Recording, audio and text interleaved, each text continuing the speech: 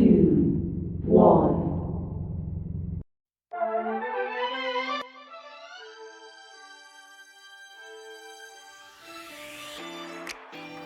Assalamualaikum warahmatullahi wabarakatuh. Jumpa lagi dengan saya Dian Prastuti, CGB Angkatan 9, Kabupaten Cilacap.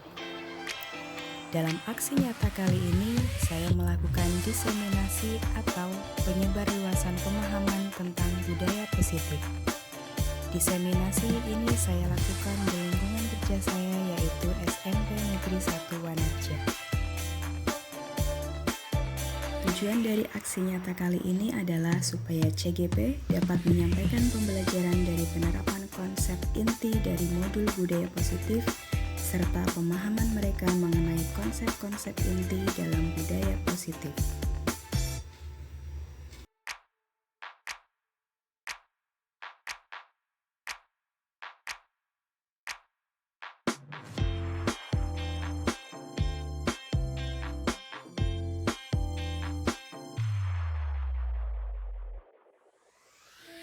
Assalamualaikum warahmatullahi wabarakatuh. Pertama saya ucapkan terima kasih terlebih dahulu atas kehadiran ibu-ibu semua di sini untuk menghadiri diseminasi atau penyebaran pemahaman budaya positif yang merupakan tugas dari aksi nyata modul 1.4. Pertama-tama marilah kita panjatkan puji syukur kepada Allah Subhanahu wa taala yang telah melimpahkan nikmat dan karunia-Nya kepada kita sehingga pada hari ini kita masih bisa berkumpul dan melaksanakan aktivitas seperti biasanya. Salawat dan salam tak lupa kita panjatkan kepada junjungan kita Nabi Muhammad Sallallahu alaihi wasallam yang selalu kita nantikan syafaatnya di yaumil qiyamah. Pada kesempatan kali ini izinkan saya untuk berbagi sedikit tentang pengetahuan yang pernah saya dapatkan mengenai budaya positif yang saya dapatkan dalam pendidikan guru penggerak yang sedang saya ikuti kali ini.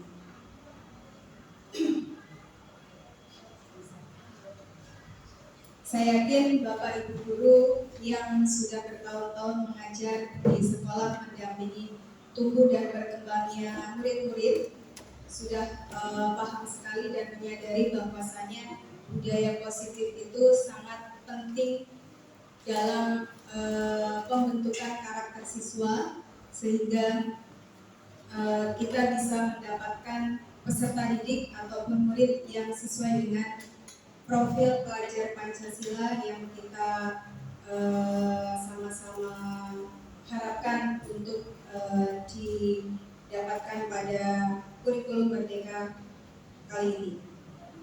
Sekolah itu diibaratkan sebagai tempat bercocok tanam sehingga guru harus mengusahakan sekolah menjadi tempat yang nyaman dan menyenangkan untuk para siswanya.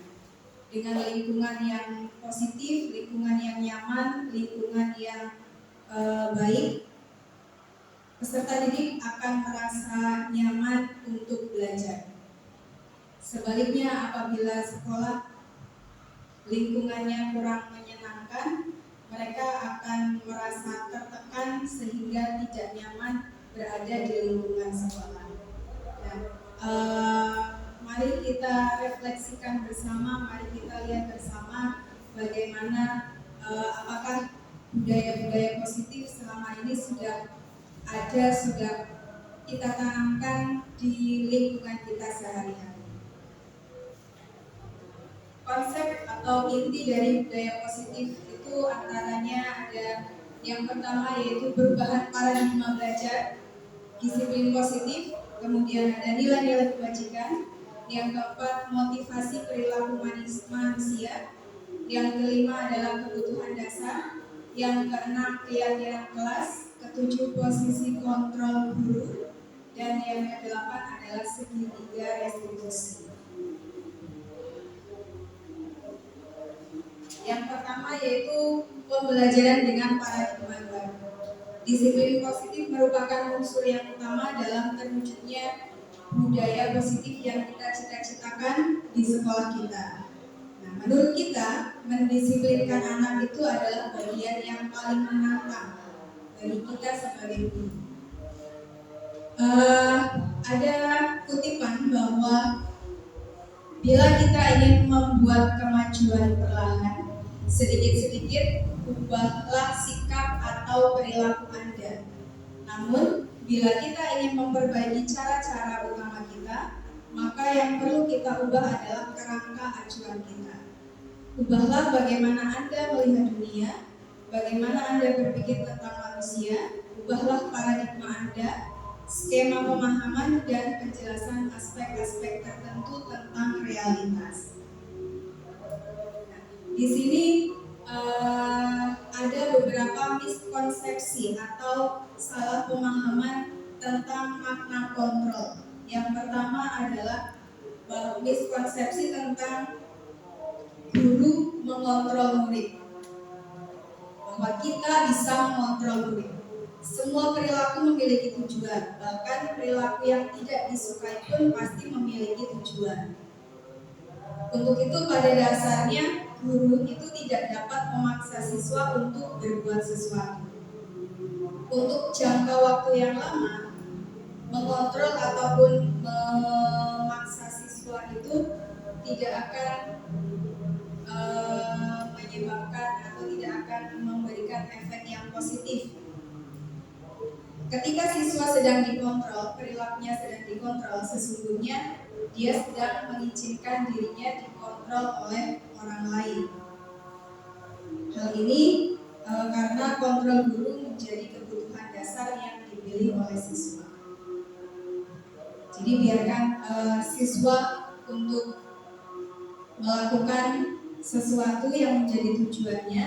Jadi tugas kita hanya memberikan rambu-rambu saja.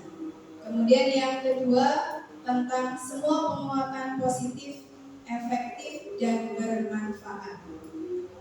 Yang dimaksud adalah penguatan positif merupakan bentuk-bentuk kontrol untuk mempengaruhi siswa agar mengulangi suatu perilaku tertentu. Dalam jangka waktu tertentu, kemungkinan siswa tersebut akan menyadari dan mencoba untuk menolak rujukan guru atau mungkin akan menjadi ketergantungan pada pendapat guru, sehingga dia tidak akan punya inisiatif sendiri. Yang ketiga adalah miskonsepsi tentang kritik dan membuat orang merasa bersalah dapat menguatkan karakter. Ini nanti hubungannya dengan posisi kontrol guru, itu ada salah satunya adalah membuat rasa bersalah.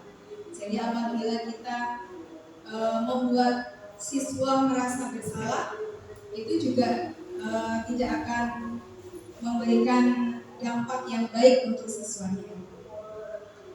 Kemudian yang keempat adalah orang dewasa memiliki hak untuk memaksa. Ini juga tidak baik karena dalam jangka waktu yang lama dapat membentuk suatu permusuhan. Yang selanjutnya adalah adanya perubahan stimulus dan teori kontrol. Di kolom yang sebelah kiri itu ada stimulus respon, sedangkan di sebelah kanan itu adalah teori kontrol. Dalam stimulus respon, realitas atau kebutuhan kita dipandang sama, yang sesungguhnya adalah kebutuhan kita selalu berbeda. Semua orang melihat hal yang sama, tetapi setiap orang memiliki gambaran yang berbeda. Seperti misalnya di sini ada sekian banyak ibu-ibu pasti melihat ke depan atau melihat saya dengan pandangan yang berbeda-beda. Yang selanjutnya ada kita mencoba mengubah orang agar berpandangan sama dengan kita. Dalam teori kontrol, kita berusaha memahami pandangan orang lain tentang dunia. Selanjutnya ada perilaku buruk dilihat sebagai suatu kesalahan. Dalam teori kontrol, semua perilaku memiliki tujuan. Bahkan tadi perilaku yang kurang baik pun pasti ada tujuannya. Kemudian ada pula orang lain bisa mengontrol saya. Menjadi hanya Anda yang bisa mengontrol diri Anda sendiri. Ada Dan pula saya bisa mengontrol orang lain. Yang seharusnya terjadi adalah Anda tidak bisa mengontrol orang lain. Pemaksaan pada saat rujukan gagal, kolaborasi dan konsensus menciptakan pilihan-pilihan baru.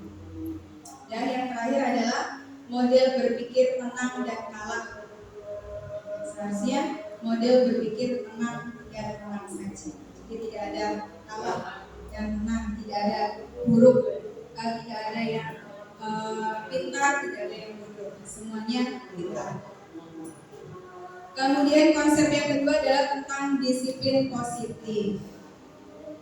Dikatakan tadi di depan bahwasannya mendisiplinkan murid merupakan tantangan bagi kita para guru, merupakan hal yang paling menantang, mulai dari hal yang kecil sampai dengan hal yang besar.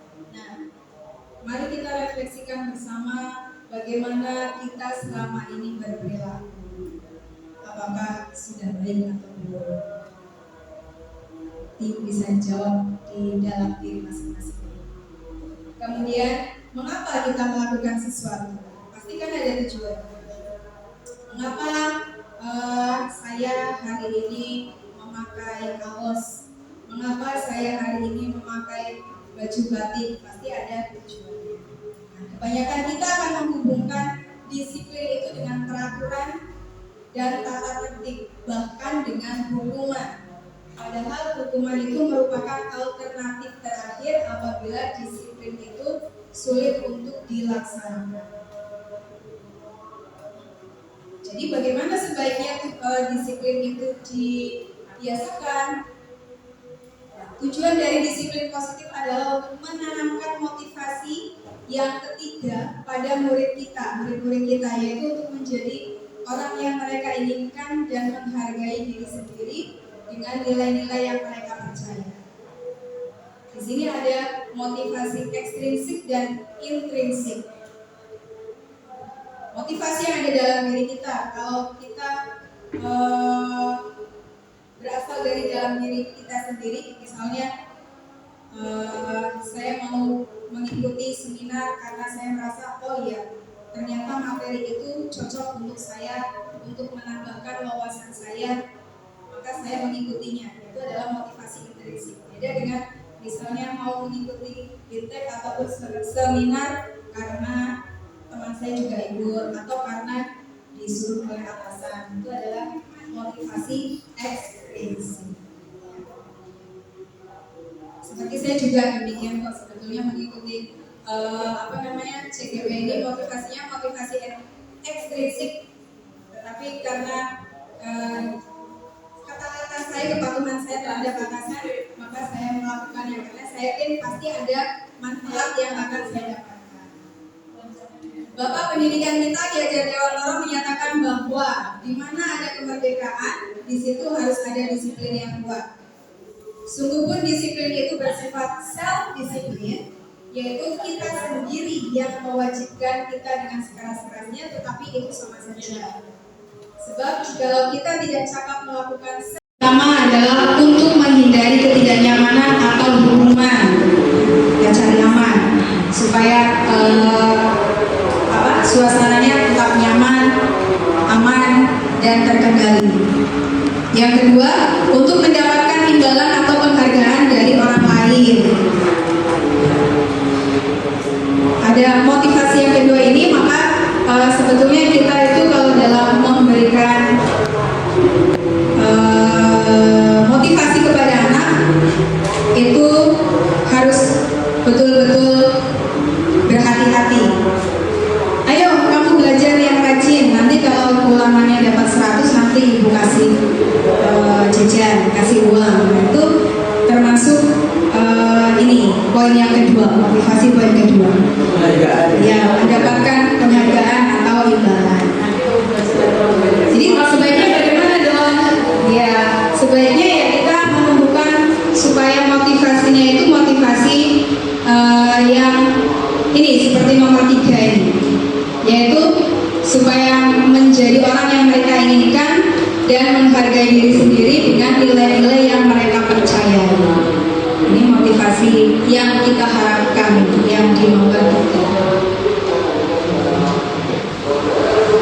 Tujuan dari disiplin positif itu adalah untuk menanamkan motivasi yang ketiga tadi, yang nomor 3 ini tujuannya menjadi apa yang mereka inginkan dan menghargai diri sendiri.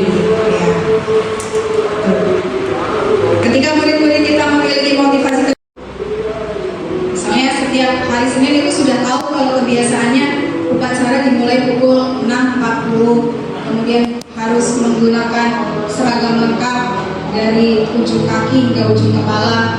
Kalau mereka sudah punya motivasi intrinsik, sudah paham betul, maka mereka akan melaksanakannya. Beda dengan apabila motivasinya itu supaya tidak kena razia atau supaya tidak di barisan tersendiri, itu tidak akan bertahan lama. Nanti ketika diumumkan hari Senin besok tidak upacara, mereka tidak akan berangkat gasik, mereka tidak akan menggunakan seragam sesuai aturan. Jadi kalau sudah memiliki motivasi intrinsik, maka mereka akan tetap berperilaku baik dan berlandaskan nilai-nilai kebajikan, karena mereka ingin menjadi orang yang menjunjung tinggi nilai-nilai yang mereka hargai. Yang selanjutnya adalah nilai-nilai kebajikan. Dalam kurikulum Merdeka ini, nilai-nilai kebajikan yaitu profil pelajar Pancasila yang selalu didengungkan. Profil pelajar Pancasila itu seperti apa? Saya yakin ibu-ibu semua di sini sudah paham sekali. Ada 6 komponen atau 6 karakter yang harus ada dalam diri siswa. Yang pertama, biasanya urutan pertama selalu beriman bertakwa ya Bu Suci ya. Ya, beriman bertakwa kepada Tuhan Yang Maha Esa dan berakhlak mulia. Itu yang pertama. Karena adab tanpa ilmu itu berbahaya. Jadi yang sering ditemukan dalam profil pelajar Pancasila itu urutan pertamanya adalah beriman dan bertakwa. Kemudian ada berkebinekaan global, bergotong royong, kreatif, bernalar kritis, serta mandiri. Nah, karakter atau nilai-nilai ini terwujudnya dari mana ya? Dari selama proses pembelajaran itu. Misalnya saat kita melaksanakan P5 dengan tema tertentu, itu selama kegiatan itu dalam seminggu itu diharapkan ke-6 nilai-nilai ini bisa muncul dengan sendirinya pada diri anak-anak. Bagaimana mereka bergotong royong dalam menyelesaikan tugasnya, kreatif mau buat apa, buat ini, buat itu, bernalar kritis, bisa mencari sumber-sumber yang relevan, yang baik, mandiri.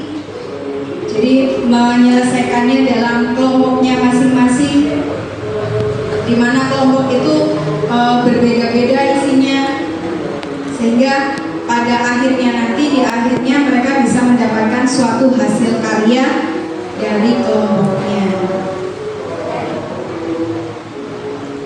Selanjutnya adalah kebutuhan dasar manusia. Manusia hidup tentu punya kebutuhan. Ada 5 kebutuhan, yaitu survival, bertahan hidup, kemudian kasih sayang dan rasa diterima, ada pengakuan, kebebasan, serta kesenangan. Ada contoh kasus seperti ini. Ibu Ambar, guru wali kelas 2A di SD Pelita Hati, sedang bingung menghadapi ulah salah satu murid di kelasnya yang bernama Joni. Beberapa anak di kelas 2A telah datang padanya dan mengeluhkan Doni yang sekali meminta bekal makan siang mereka dengan paksa. Jika Anda menghadapi situasi seperti Ibu Ambar, apa yang Anda lakukan? Menurut Anda kira-kira apa alasan Doni melakukan hal tersebut? Kira-kira kenapa Bu? Kenapa Doni kok meminta paksa makan siang teman-teman?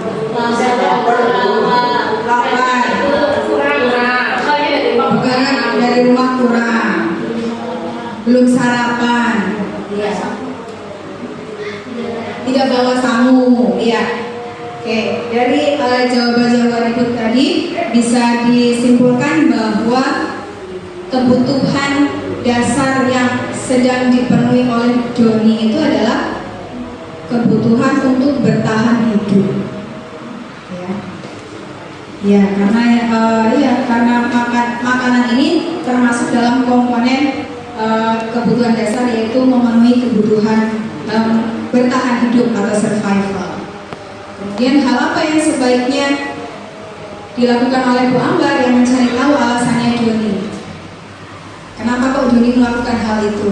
Pasti ada alasannya. Alasannya itu ternyata dimotivasi oleh salah satu kebutuhan dasar yang harus dipenuhi oleh Doni.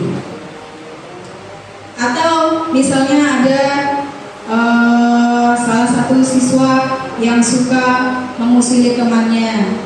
Ketika ditanya kenapa, nggak apa-apa, iseng aja. Kalau iseng saja. Kebutuhan dasarnya kita harus mencari tahu apa sih kebutuhan dasarnya ini. Nah, terus kita sudah tahu kebutuhan dasar yang sedang dia cari, nanti kita bisa mencarikan solusi atau memberikan pemahaman tentang bagaimana seharusnya atau solusi apa yang harus didapatkan. Nah, selanjutnya kita ke penjelasan tentang beberapa kebutuhan dasar tadi. Yang pertama adalah kebutuhan hidup atau survival. Kebutuhan ini yang bersifat fisiologis, misalnya makanan, pakaian, istirahat, tempat berlindung, keamanan, dan kesehatan. Nah, seperti yang kasusnya Doni tadi, maka itu adalah makanan ya. Jadi kebutuhan dasarnya adalah berupa bertahan hidup. Sedangkan yang kedua, kebutuhan kasih sayang dan rasa diterima, itu meliputi rasa diterima, dipedulikan, berbagi, bekerja sama, menjadi bagian dari suatu kelompok, dikasihi, mengasihi, disayangi, dan menyayangi. Kebutuhan akan hubungan dan koneksi sosial, kebutuhan untuk terhubung dengan orang lain, teman, keluarga, pasangan, rekan kerja, kelompok, dan bahkan dengan binatang peliharaan. Itu termasuk kebutuhan kasih sayang dan rasa diterima. Yang ketiga, kekuasaan dan penguasaan. Kebutuhan pengakuan atas kemampuan. Ini kebutuhan ini berhubungan dengan kekuatan seseorang untuk mencapai sesuatu yang menjadi kompeten, kemudian menjadi terampil, memimpin, berprestasi, diakui dan didengar. Kebutuhan ini meliputi harga diri, keinginan untuk dianggap, dan meninggalkan pengaruh. Kebutuhan ini dapat dipenuhi melalui kegiatan-kegiatan seperti proyek, hobi, tugas kelas yang menantang, kontekstual, relevan, belajar menjadi orang kuat, membuat pilihan positif, dan bekerja. Kalau untuk siswa-siswa ya murid-murid kita bisa diakomodir dengan berbagai kegiatan ekstrakurikuler untuk mengembangkan potensi mereka sehingga nanti bisa lebih berprestasi, kemudian terampil dalam dalam keseharian. Kebutuhan yang keempat yaitu kebebasan, kebutuhan akan pilihan, kebebasan untuk memilih. Kebutuhan untuk bebas adalah kebutuhan untuk mandiri, otonom, memiliki pilihan, mengembangkan daya lenturnya, dan mampu mengendalikan arahnya sendiri. Kebutuhan ini terkait dengan kebebasan untuk memilih dan membuat pilihan. Kebutuhan bergerak, mencoba mengeksplor hal yang baru dan yang menarik. Pemenuhan kebutuhan ini dapat dilakukan dengan menyediakan variasi, waktu senggang, memberikan ruang untuk jadi diri sendiri yang merdeka, serta liburan. Yang terakhir adalah kebutuhan akan kesenangan.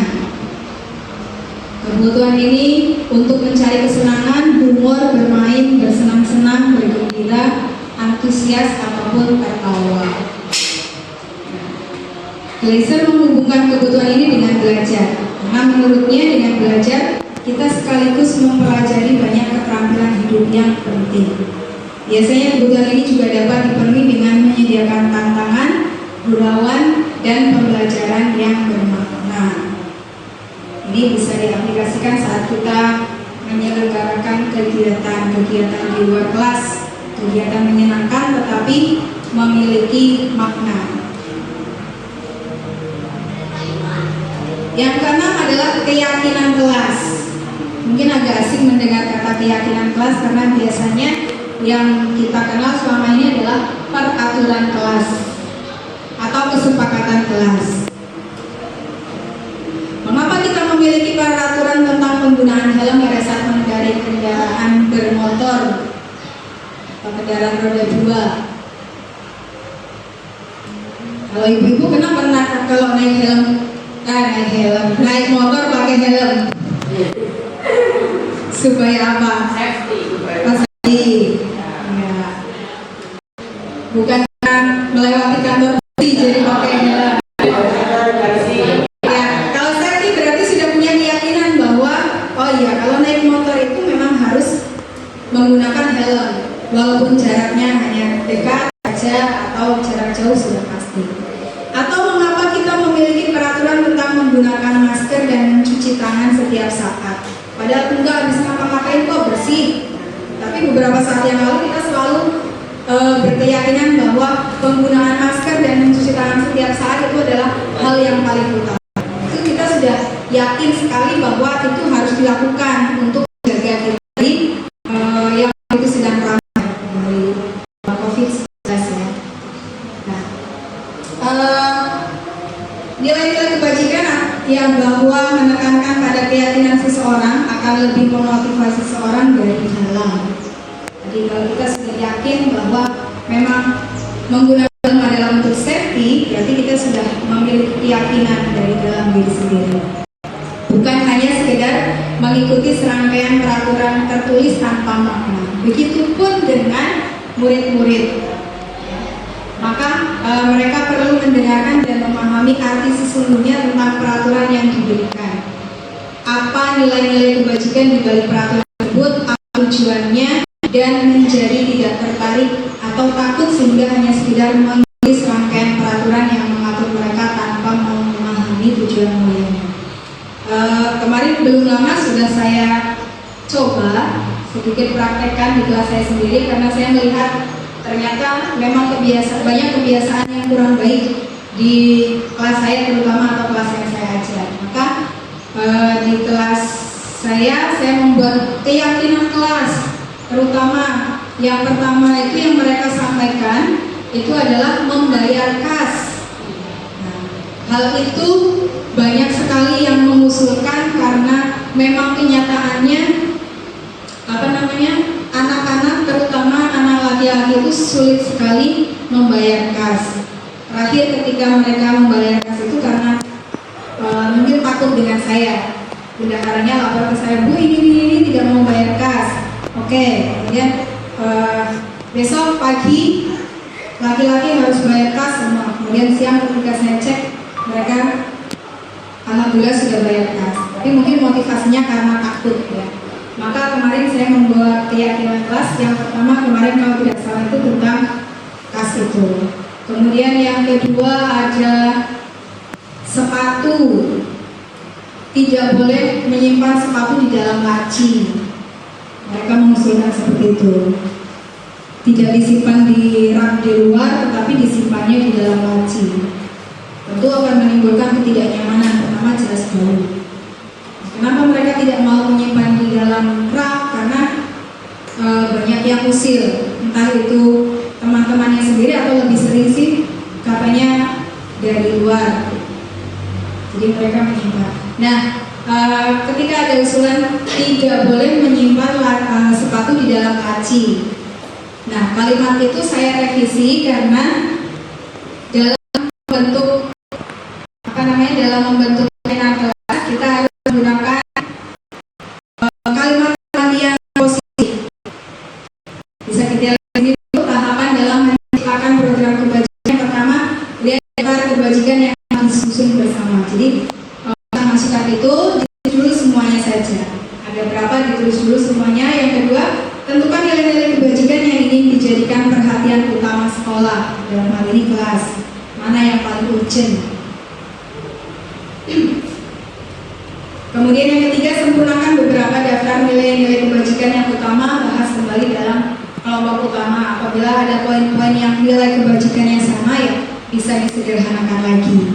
Yang keempat, buatlah poster atau muat di media sosial atau di kelas Anda. Jadi kalau sudah jadi, ditempel di kelas.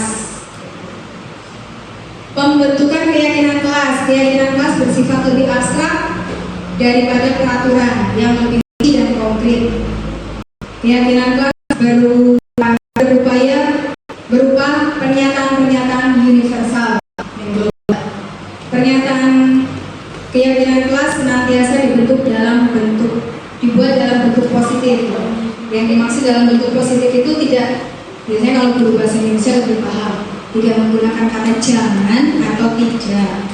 Contohnya tadi, tidak atau jangan menyimpan sepatu di dalam laci. Kita bisa membuat kalimat yang lebih positif, misalnya sepatu disimpan di tempatnya atau di rak.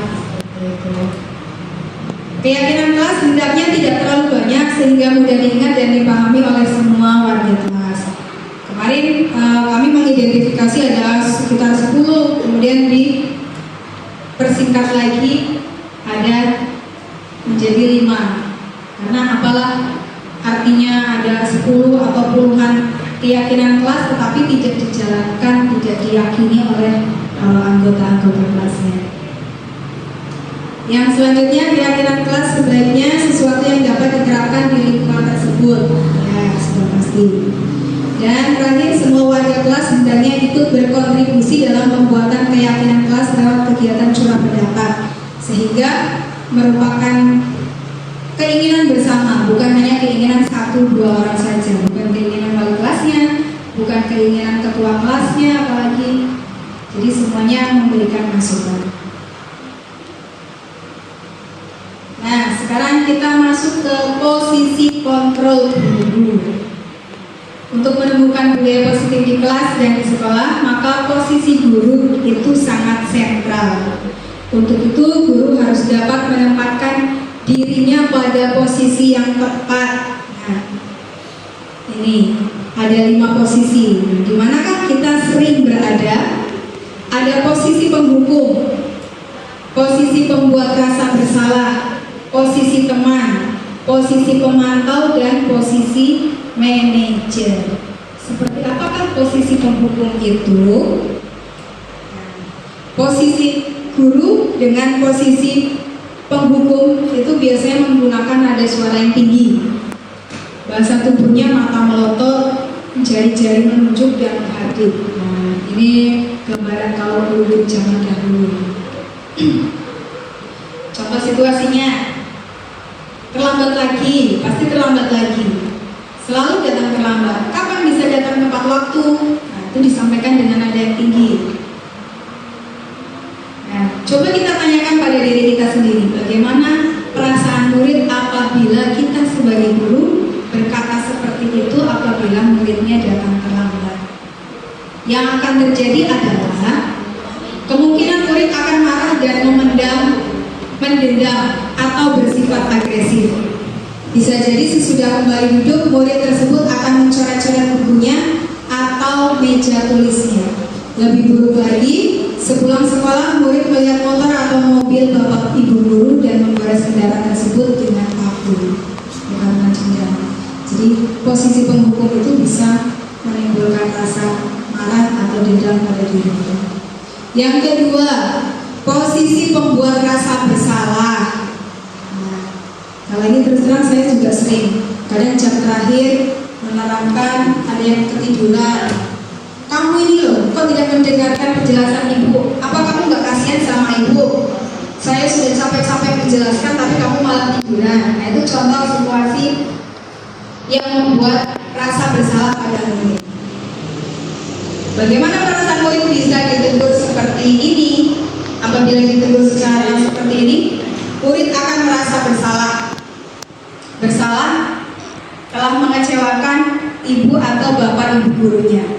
Murid akan menjadi orang yang gagal dan tidak sanggup membahagiakan orang lain. Kadangkala sikap seperti ini lebih berbahaya daripada sikap penghukum, karena emosi akan tertanam rapat di dalam diri murid, menahan perasaan. Tidak seperti murid dengan guru penghukum, di mana murid bisa langsung luapkan amarahnya, walaupun secara negatif. Murid tertekan seperti inilah yang tiba-tiba bisa meletus amarahnya dan bisa menyakiti diri sendiri atau orang lain. Jadi seperti bom waktu. Yang ketiga, posisi sebagai teman. Sebagai teman, dengan ada suara yang ramah, akrab, bercanda, bahasa tubuhnya merapat pada murid, mata dan senyum jenaka. Walaupun kita mantel, senyum, merangkul, dan sesuatu. Contohnya itu, Adi, ayolah, bagaimana sih kamu? Kemarin kamu sudah janji ke Bapak bukan? Kenapa terlambat lagi? Sambil tertawa ringan. Ya sudah, tidak apa-apa, duduk dulu. Nanti Pak Guru bantu. Kamu ini saking senyum-senyum. Jadi menimbulkan suasana yang hangat sehingga siswa tidak merasa langsung terhakimi. Nah, bagaimana perasaan murid apabila menemukan guru seperti ini ketika dia datang terlambat? Murid akan merasa senang dan akrab dengan guru. Ini termasuk dampak yang positif. Hanya saja di sisi negatif, murid menjadi tergantung pada guru. Bila ada masalah, dia merasa bisa mengandalkan guru tersebut dan membantunya. Akibat lain dari posisi teman ini, Andi hanya akan berbuat sesuatu bila yang menyuruh adalah guru tersebut. Belum tentu berlaku sama dengan guru atau orang lain. Apabila guru lain, belum tentu si Andi akan melakukan hal yang sama. Kira-kira betul apa tidak ya Bu? Betul ya? Dia akan mencari tempat berlindung. Jadi guru yang seperti itu menjadi tempat berlindung oleh si anak. Yang keempat adalah posisi pemantau. Posisi pemantau. Nada suaranya datar, bahasa tubuh yang normal. Situasinya, Adi, tahukah kamu jam berapa mulai? Tahu Pak, kamu terlambat 15 menit. Apakah kamu sudah mengerti konsekuensi yang harus dilakukan bila terlambat? Paham Pak, saya harus tinggal kelas pada jam istirahat nanti dan mengerjakan tugas ketertinggalan saya. Ya, benar. Nanti pada saat istirahat, kamu harus tinggal di kelas untuk menyelesaikan tugas yang tertinggal tadi. Saya tunggu. Bagaimana perasaan murid diberlakukan seperti ini? Murid akan memahami konsekuensi yang harus dijalankan karena telah melanggar salah satu peraturan. Jadi guru tidak perlu menunjukkan suatu emosi yang berlebihan, tidak perlu marah, tidak perlu membuat rasa bersalah. Murid tetap dibuat tidak nyaman, yaitu dengan harus tinggal di kelas pada saat jam istirahat dan mengerjakan tugas. Jadi guru tetap harus memantau murid pada saat mengerjakan tugas di jam istirahat karena murid tidak bisa ditinggal sama murid. Jadi di sini bisa, kalau posisi keempat ini bisa menanamkan adanya konsekuensi atas suatu tindakan pada murid. Namun kita harus tetap memantaunya. Nanti kalau misalnya tidak dipantau, mereka malah pergi tidak mengerjakan tugas. Nah, posisi yang kelima yaitu posisi manajer. Pada posisi manajer, maka suara guru sebaiknya tulus, tidak perlu marah, tidak perlu meninggikan suara, apalagi menunjuk-nunjuk jari ke murid, kemudian berkaca pinggang, bersikap seolah-olah menyesal tanpa sedih akan perbuatan murid ataupun bersenda gurau menempatkan diri sebagai pemenang. Fokus ada pada diri murid, bukan untuk membahagiakan guru atau orang tua. Murid sudah mengetahui adanya suatu masalah dan sesuatu perlu terjadi. Bila guru mengambil posisi pemantau, guru akan melihat apa konsekuensinya, apa peraturannya. Namun pada posisi manajer, guru akan mengembalikan tanggung jawab pada murid untuk mencari jalan keluar permasalahannya dan tentunya dengan bimbingan guru.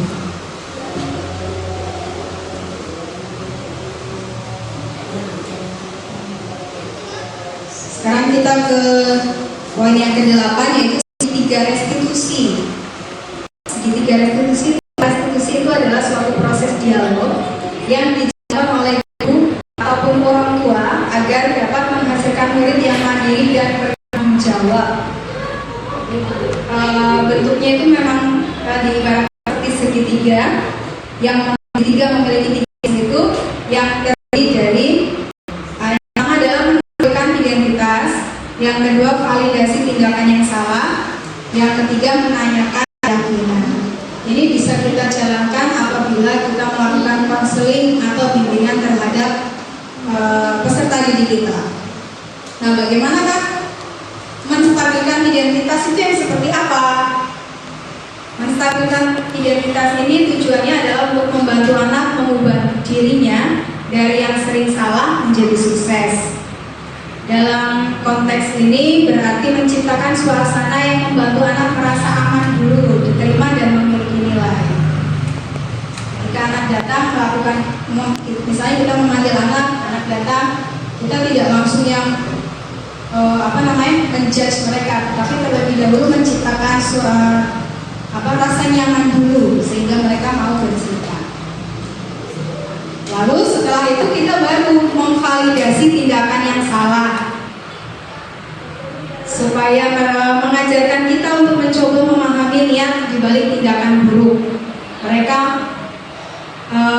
sadar akan yang benar dan yang salah serta alasan kenapa mereka melakukan hal tersebut. Dengan memahami alasan di balik tindakan tersebut, kita dapat lebih efektif mendekati situasi ini. Dan langkah yang ketiga itu adalah langkah menanyakan keyakinan. Setelah anak merasa sukses dan tindakannya diakui, langkah terakhir adalah bertanya apa yang dia percaya dan ingin jadi apa. Ini adalah langkah kritis dalam membantu anak merenungkan tindakannya serta membantu mereka memahami bagaimana tindakan tersebut dapat lebih baik dilakukan di masa depan. Pentingnya langkah ini adalah menghindari menghakimi anak.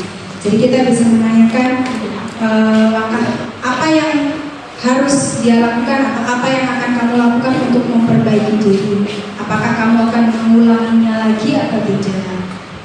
Saya punya contoh tentang segitiga restitusi ini.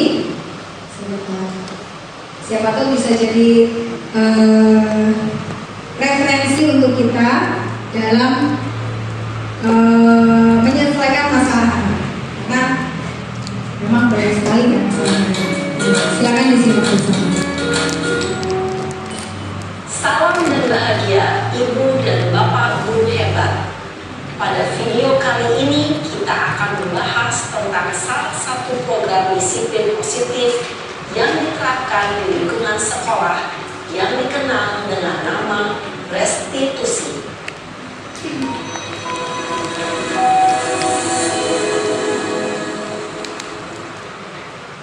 Restitusi dikembangkan oleh pakar pendidikan Diane Dawson, berlandaskan pada teori kontrol Dr. William Glasser.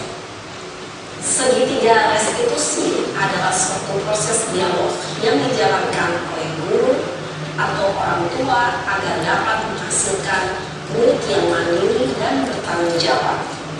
Pada saat guru di posisi manajer, aspek yang dikenakan pada murid adalah motivasi intrinsik, sehingga penanaman nilai-nilai kebajikan dapat tumbuh dan berkembang menjadi suatu kebiasaan positif dan akhirnya membentuk karakter murid. Proses dialog ini terdiri dari 3 langkah yang digambarkan pada ketiga sisi pada segitiga restitusi. Sisi pertama adalah menstabilkan identitas. Sisi yang kedua adalah validasi tindakan yang salah. Dan sisi yang ketiga adalah menanyakan keyakinan. Ibu dan Bapak Guru berikut ini akan menunjukkan bagaimana seorang guru berada dalam posisi manajer menggunakan penerapan segitiga restitusi.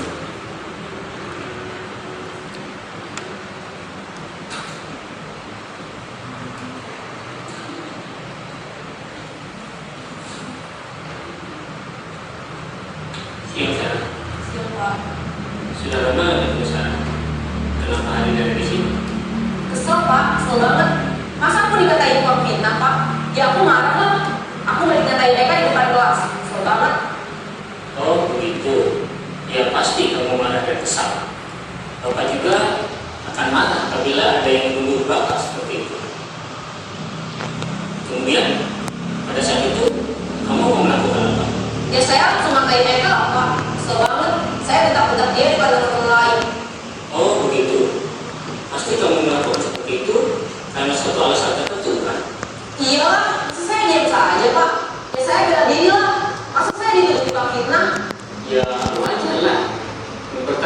harga diri itu sesuatu yang penting buat kamu. Untung kamu tidak bertindak lebih gegabah lagi, hanya membentak-bentak. Iya Pak, untung saya masih bersabar dan hanya membentak saja. Sudah gemes padahal, saya pasti bela diri lah. Ya pasti ya, tapi kamu memilih untuk tetap bertahan dan bersabar. Kamu memilih untuk tidak berbuat lebih parah lagi, bukan? Iya. Nah, sekarang coba kita lihat lagi tindakan kamu yang bentak-bentak Eka di kelas. Tindakan kamu itu kira-kira sesuai dengan keyakinan kelas atau prinsip kamu tidak? Enggak Pak, capek Pak jadi pemarah. Jadi keyakinan atau prinsip mana yang kurang sesuai dengan keinginan kamu? Ya, saya sebenarnya sangat menghargai orang lain. Mungkin saat itu saya menjadi emosi, jadi tidak menunjukkan sikap itu. Kamu meyakini tidak? Menghargai orang lain itu penting buat kamu. Yakinlah Pak. Iya, setuju. Kita harus saling menghargai. Namun, ada juga keyakinan yang kita sepakati yang perlu kita jalankan apabila kita sedang marah, bukan? Ya, saya bisa lebih proaktif, mulai dengan diri sendiri. Saya bisa jadi lebih sabar, mengambil waktu jeda untuk berpikir mau apa selanjutnya. Kira-kira kamu bersedia memperbaiki masalah ini tidak? Sedia Pak. Kalau kamu memperbaiki masalah ini, kamu akan menjadi orang seperti apa? Saya akan menjadi orang yang bertanggung jawab kali ya Pak. Dan senantiasa proaktif. Iya, menurut kamu, bagaimana rasanya menjadi orang seperti itu? Ya nyaman lah, bangga bisa bersabar dan menahan diri. Baiklah kalau begitu. Yuk kita pikirkan bagaimana memperbaiki masalah ini.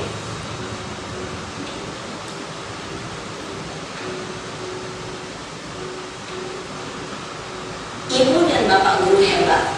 Baru saja kita menyaksikan contoh bagaimana seorang guru berada dalam posisi manajer menggunakan penerapan segitiga restitusi.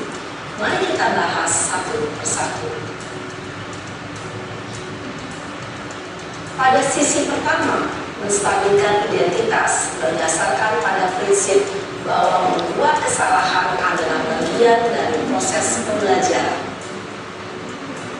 Sisi pertama dari segitiga ini berperan menggeser identitas murid dari identitas gagal ke identitas sukses. Murid yang sedang bertingkah laku yang tidak pantas atau menarik diri saat itu sedang mengalami identitas gagal. Bila kita mengkritiknya, maka posisinya tidak akan berubah. Kita bisa mengajukan pernyataan-pernyataan ini. 1. Membuat kesalahan sesuatu yang wajar. 2. Manusia tidak ada yang sempurna. 3. Kita bisa memperbaiki masalah ini. 4. Saya tidak menanyakan kesalahannya.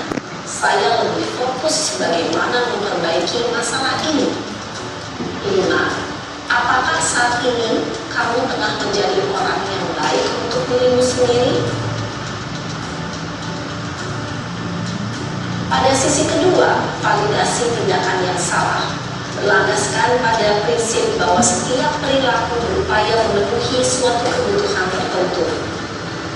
Guru yang telah memahami teori kontrol akan bergeser dari pemikiran stimulus respon menjadi proaktif dan mencoba untuk mengenali tujuan dari perilaku murid, mengenali dan mengakui kebutuhan murid ini dapat memperbaiki hubungan dengan murid tersebut. Pernyataan atau pertanyaan bisa disampaikan dengan nada suara tidak menghakimi atau memojokkan, sehingga dapat mengembalikan murid pada posisi positif. 1. Kamu bisa saja bertindak lebih gegabah lagi dari ini. 2. Kamu bukan melakukannya tanpa suatu alasan tertentu. 3. Kamu melakukannya karena mempertahankan sesuatu yang penting bagimu. 4. Mungkin kamu bisa mempelajari suatu perilaku baru yang lebih efektif. Bersediakah kamu mempelajarinya? Selanjutnya, kita akan simak sisi terakhir, yaitu menanyakan keyakinan. Teori kontrol menyatakan bahwa pada dasarnya kita termotivasi secara secara intensif pada saat perilaku yang salah telah divalidasi dan identitas sukses telah stabil, maka murid telah siap menaikkan keyakinan-keyakinannya dengan tindakannya yang salah dan pemikirannya telah bergeser ingin menjadi orang yang dituju.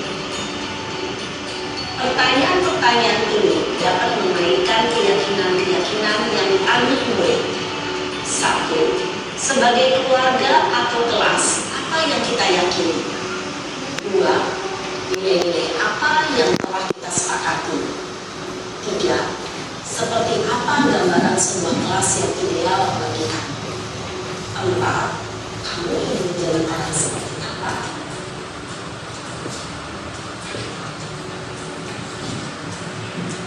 Dalam menerapkan segitiga restitusi, perlu memperhatikan beberapa hal, yaitu 1. Perilaku yang salah perlu dikaitkan dengan nilai-nilai atau keyakinan-keyakinan yang telah disepakati atau dituju. 2. Kesediaan orang yang melakukan kesalahan untuk memperbaiki masalah. 3. Pemecahan masalah sebisa mungkin relevan atau memiliki hubungan dengan masalah yang ada. 4. Usaha, perlu adanya suatu usaha perbaikan dari pihak yang membuat kesalahan. 5. Waktu, perlu mendedikasikan waktu dari pihak yang membuat kesalahan. Bertanyakan kapan akan mulai dilakukan usaha untuk memperbaiki masalah. Dengan memahami struktur penerapan segitiga restitusi, diharapkan guru dapat menerapkan posisinya sebagai manajer dengan mengajukan pertanyaan-pertanyaan bermakna yang dapat membuat murid menjadi lebih percaya diri, bertanggung jawab, dan mandiri. Nah, Ibu Bapak Guru, perlu tidak yang mengikuti ketiga tahapan dalam segitiga restitusi? Itu tadi adalah contoh tentang segitiga restitusi, bagaimana kita bisa mengaplikasikannya dalam berdialog dengan siswa. Sehingga tadi disebutkan bahwa apabila kita menjalankan segitiga restitusi dengan baik, kita tidak akan membuat siswa menjadi memiliki rasa bersalah, kemudian tidak berdendam, tetapi dia bisa memahami bahwa dia melakukan kesalahan dan ada upaya untuk memperbaiki diri dan tidak melakukan kesalahannya lagi dengan langkah-langkah identitas, memvalidasi tindakan yang salah, dan satu lagi adalah menanyakan keyakinan. Juga sudah sempat untuk mempraktekkan ini sedikit waktu ada permasalahan, dan kebetulan memang ada tugasnya. Assalamualaikum warahmatullahi wabarakatuh.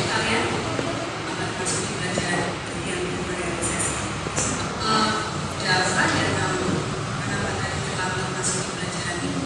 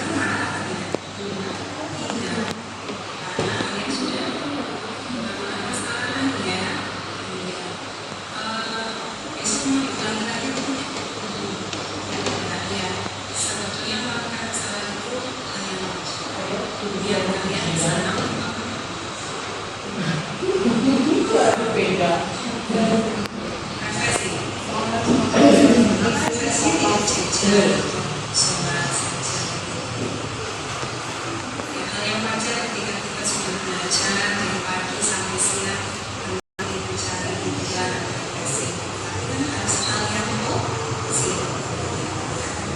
Kalian sudah janji ya tidak akan mengulang kesalahan lagi. Besok apa yang akan kalian lakukan di kesalahan?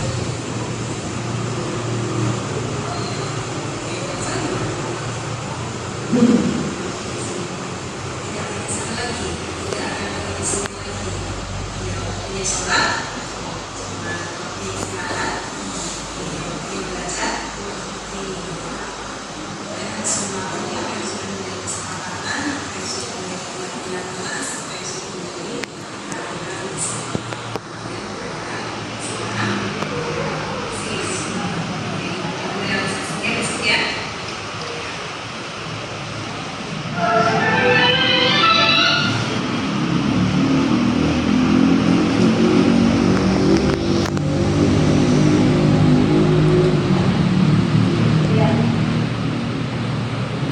Oke, itu tadi kita sudah sampai di penghujung acara kali ini, yaitu penyebaran pemahaman tentang budaya positif.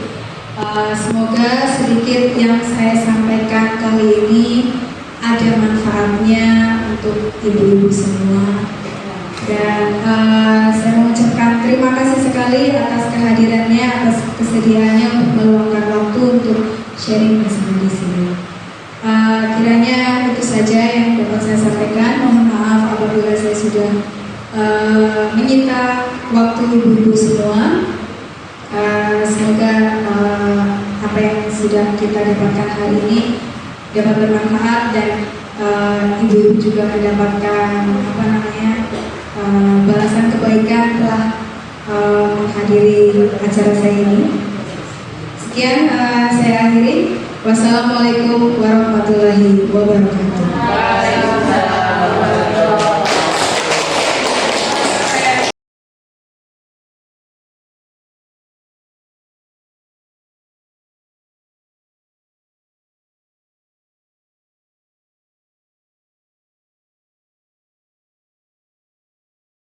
Kita akan membuat keyakinan kelas terlebih dahulu.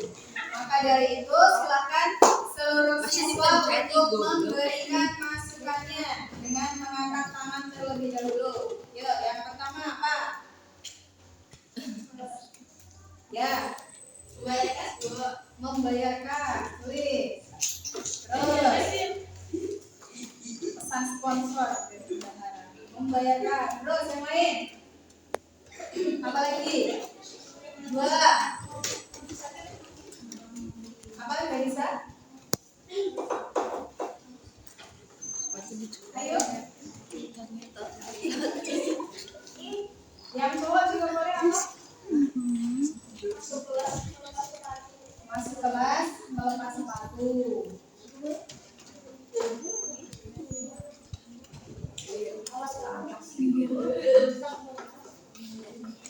Lanjut. Apa lagi? Yang perlu kalian sepakati. Artinya apa-apa yang sudah disepakati itu kalau besok ada yang melanggar, kalian sudah punya dasar. Itu kan sudah merupakan kesepakatan atau keyakinan kita bersama. Kenapa kok kamu melanggar? Piket sesuai melaksanakan piket sesuai jadwal. Itu.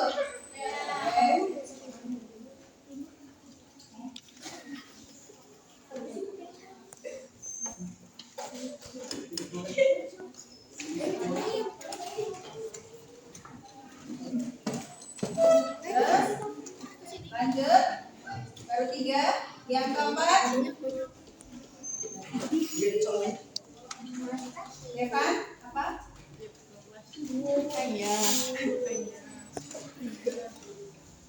Yang laki-laki belum ada nih pendapatnya. Ayo silakan menyuarakan laki-laki apa mau membuat kesimpulan keyakinan kelas apa? Apa yang lain? Apa? Aziza?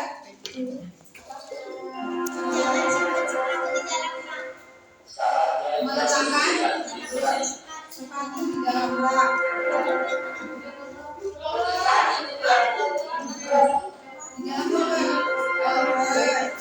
meletakkan sepatu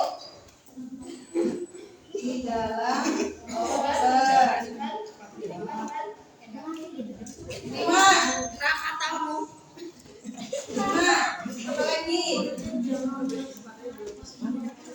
5. Apa lagi? Ada lagi?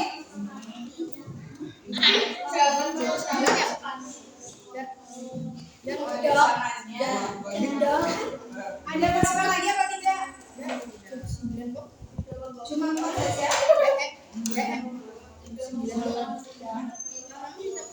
Oh. Karim. Laci maksudnya laci meja. Jangan meletakkan apa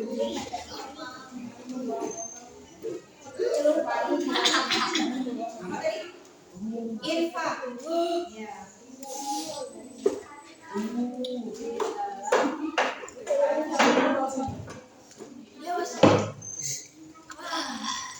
Jangan salah satu kami jadi. Yang kelima adalah apa tadi?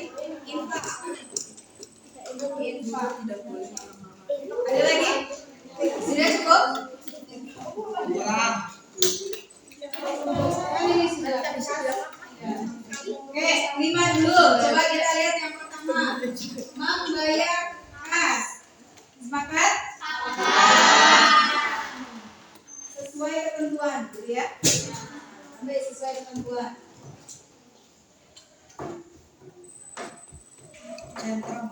Sesuai ketentuan. Yang kedua, masuk kelas, melepas sepatu. Yang ketiga, melaksanakan piket sesuai jadwal. Yang keempat, jangan meletakkan sepatu di dalam laci. Berarti sepatunya harus diletakkan di mana? Sepatu diletakkan di rak sepatu. Oke, kita harus membuat kalimat dengan kalimat yang positif, tidak menggunakan kata jangan. Yang kelima adalah infak. Oke, sepakat ya? Besok saya printkan supaya bisa ditempel di dinding kelas. Jadi apabila ada yang tidak membayar infak, boleh dituntut dan dilaporkan. Ya, ya cukup. Oke. Ini silakan untuk